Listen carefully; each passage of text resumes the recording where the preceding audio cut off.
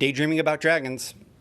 I was listening to the Friends at the Table podcast, particularly their Under Hollow Hills game, and I'll put a link in the show notes, during a trip recently to support a family member.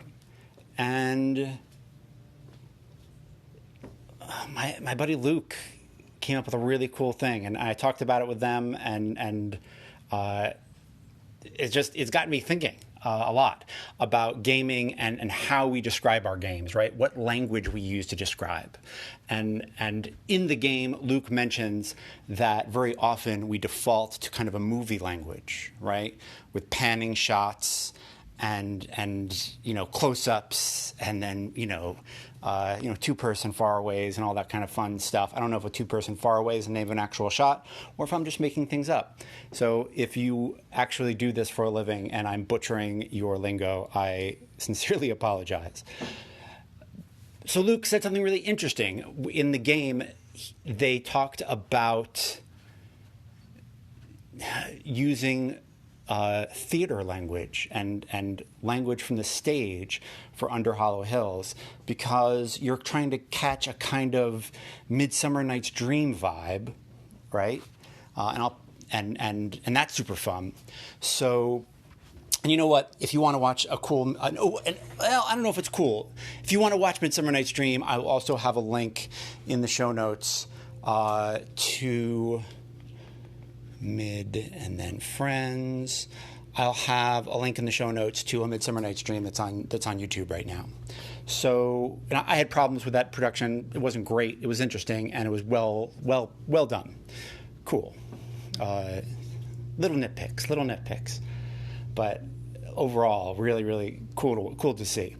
So, using theater language, right, instead of a fading shot, and talking about how the scene fades from one shot to another, talking about closing the curtains, upstage, downstage, stepping out of the light, right? Because if you're out of the light, then people can't see you. So I just thought that was really interesting, and talking about what the scenery looks like and how it's wrought is really neat. Even if you're there, right? Even if your characters are there, it's cool to think of how it's being performed, how it's being shown. I just love it. It just adds like this kind of interesting level of artifice over everything that I think is really damned interesting. And it also got me thinking about our Thief of the Necromancer game. And again, I'll put a link to Thief of the Necromancer in the show notes. It is a baker joint, so it's pretty cool. And I'll also include our playlist, so you can watch it on YouTube if you'd like. So I picture our Thief and Necromancer game as a bunch of short stories, a bunch of old short stories in faded, pages yellowed, soft covers that I would have found in a used bookstore when I was 15. The kind of author who was publishing it around the same time as Clark Ashton Smith and Lieber and Howard. And it's an interesting thing it's an interesting layer to add over things, to think, hey, these adventures are short stories. They were in all these different books, and the author isn't known, right? No one knows who the author is. It's this huge, in literary circles, it's a huge debate about who they were and why certain stories, why the adventures went certain ways, and why the people hunting the Thief and the Necromancer in the first episode don't come up until much later, because the person was selling short stories and really didn't think they were ever going to write these characters again. And it's just a fun, interesting thing to think about. And I described something. I did it again because I was describing something in a kind of cyberpunk apocalypse world game I'm running with my buddy Jay, and the characters keep, there's a thing in the setting where whether or not you believe that there are aliens on Mars and alien life. And when people ask, they ask you, are you a believer or are you not? And when I say every time, the word believer has a capital B. You can hear it. And, if this was a science fiction story, if this was a novel or, one in a science fiction series, then you'd be able to see it because the B would be capital. But it's not. So I've got to tell you, hey, it's a capital B. You can hear that capital B. You can feel that it's something special to be a believer. And it just gets me thinking about what kind of media would be capturing that game, right? Would it be a series of really thin, cyberpunk novels that came out in the 80s, and now it's being adapted for a sci-fi miniseries? I don't know. I love thinking about that stuff. I think it's a lot of fun, and it adds. It helps you narrow. I think it could be a tool to help you narrow down the tone, and a fun way to talk about the game. And why the setting is the way it is, and where maybe, a good way to talk about influences. Because you can kind of, add like a layer of fiction over the fiction, which is fun. It's just a fun way to talk about, I talked a couple episodes ago about, making book covers for a game. And I think it could be really fun to think about where those book covers came from and who wrote it and why. I just think it's interesting. It's really interesting to think about what medium, what medium of what language, what language are you using? What jargon, what lingo are you using when you talk about these games and you describe the, what's happening in the scene, Because you can do that with all kinds of ways. You can have, you can have a character lie to another character, and then be like, yeah, your character might not know you're lying, but you can tell they're lying, right? The music is playing, and you can tell that a lie just got told. Because that's kind of how it gets cued, right? A lie that's going to put someone in danger is shot entirely differently, very often, than a truth that is, just something honest. So you can say, like, hey, you can tell by the you can tell. The player can tell that this is a lie because of the way that it's shot and the way that the music, swells when they say it. But the character doesn't know, And I just think that's damned interesting. And I wonder if we need to talk about that more. So thank you, Luke, and thank you, friends at the table. I appreciate your podcast. I'm looking forward to listening to more.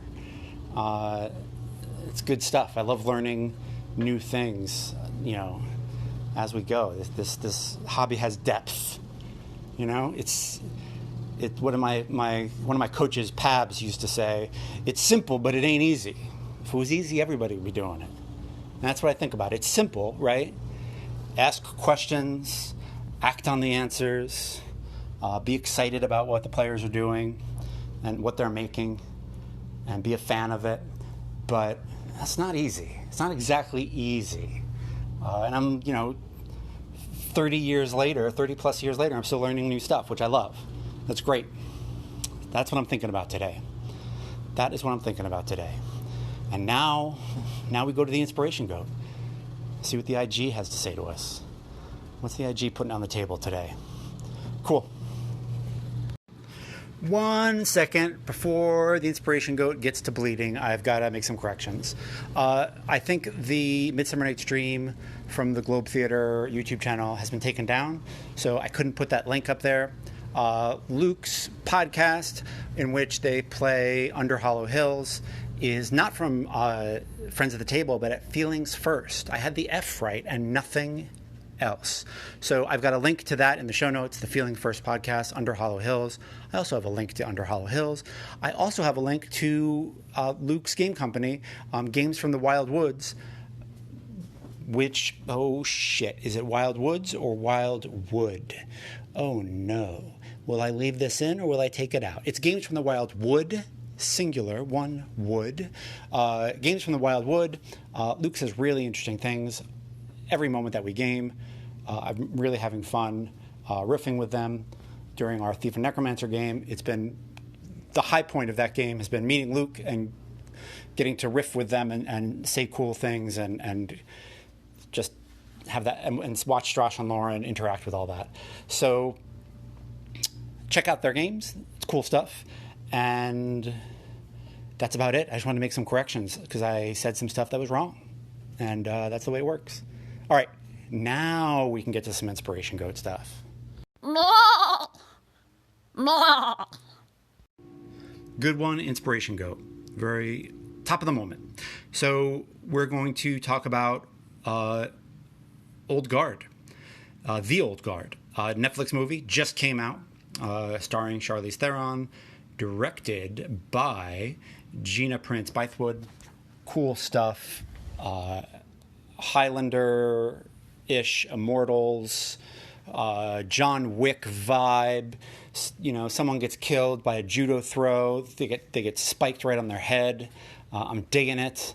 You know, judo throws when there's not a mat or no joke, and judo throws when you've got, you know, a 700-year-old martial arts master tossing you are going to be on a whole other level. So absolutely loving it, digging it. Cool. Highlander meets the Scooby Gang from Buffy, meets John Wick. Yes, I'm in. It was fun. It was a fun 2 hours. A fine way to spend 2 hours. So what do I want to talk about? Here's what I want to talk about. There's a way that the team worked where the team just vibed together, and the way they moved together was really cool, right? They clearly like trained room clearing and moved together really smooth. And it's, you know, it's a camera, so they get the best shot, and I'm digging it. Cool. So let's talk about that. How to portray a team that's been around together for a really long time in a game when they haven't been. They absolutely have not been. And sometimes you don't have years to create that vibe, that you know, found family vibe. So how do you do that? Well, you ask questions, is what you do. You ask questions of the players, and you let them answer, and the vibe slowly starts to get created and manufactured, right? And you can ask them questions like, you know, you all, you know, the city guard surrounds the party of 20th level adventurers. The paladin takes out their sword.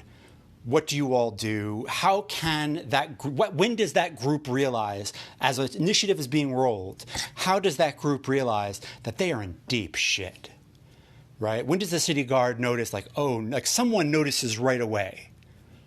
You know, maybe the city guard sergeant she's been in a ton of wars. She's fought beside demigods. She notices that you all are real trouble right away. What does she see? What does she notice? And I love that kind of question. It's a cool question. I learned it from a trophy incursion, and I'll put a link to it in the show notes. It's a good one. And I think, and I will name it in just a moment. I've got to look it up, and we'll just keep going. I think the question is good. Like asking how someone else notices something is just interesting tech, right? The Paperflesh Advent, and I'll put a link to it in the show notes. It's on itch.io, and that's where I learned that question. Where there was a question in the Paperflesh Advent that we talked about in the Trophy podcast that I am honored to co-host with Jason Cordova, and I'll put a link to that in the show notes too. You want to hear me some more? Not sick of me yet? There you go. Episode 1 is out. Episode 2 should be out pretty soon, so you can check that out. In the adventure, there's a question that says, you know, who does the approaching, you know, NPCs think is the leader by looking at you all? And I love that. It's just a cool way to say something about the group, and I just think it's cool. And I think it could be a really nice tool for creating that we've been together a long time vibe, right? When do they notice that you two have fought together for decades? And you can ask other questions, you know, it doesn't have to be fighty questions. It could be little questions. Hey, when was the last time you two had a really bad fight? A really bad row? What was it over? You know, and have those players answer, oh, I know, it was totally about religion. Because I worship the sun and she worships the moon. And we have differences of opinion about the way light should work and the way faith should work and what different festivals mean and why we celebrate them and what we should be getting out of them and learning from them. And it usually we enjoy the differences, but this one time it bit us. Cool. And the players there are techniques the players can do too. There was one really cool Blades in the Dark game where Jay over Mad, his Twitter handle is Mad Jay, joined our game, and his character had been in our group, right? His character had been in the crew when they were back in the Unity War. And at one point, my other friend, Jason, said to Jay, when he did something really cool, he was like, man, I missed you. And it was such a cool moment. It was like, because it made Mad Jay's character, Jamal's character, so cool, so much even cooler than he already was by doing something cool. It was like, man, you do this type of stuff all the time, and I love it, and I've missed it. And it was really a neat moment. So the players can lean into it. They can lean into that, that vibe of having been together for a long time. And if you see that there are starting to be problems and interpersonal problems, you can change it. You can say, hey guys, you guys are all leaning into the differences of your characters. What do you all love about each other? We don't have to do this in game, but out of game, tell me why your character loves this other character who they're now fighting with. What do they love about them? And that way we can get back to it, right? You can have a conversation. If things are starting to be that incessant arguing, you can, out of game, concentrate on something good and then circle back, right? It makes it easier for the other player to play into what the character loves. And that way you can all kind of circle back together towards, having some fun and not being so fighty and arguey. Because that's the thing about family, right? Family fights. And that's cool, but sometimes in the game it can drag shit down. It can really drag shit down.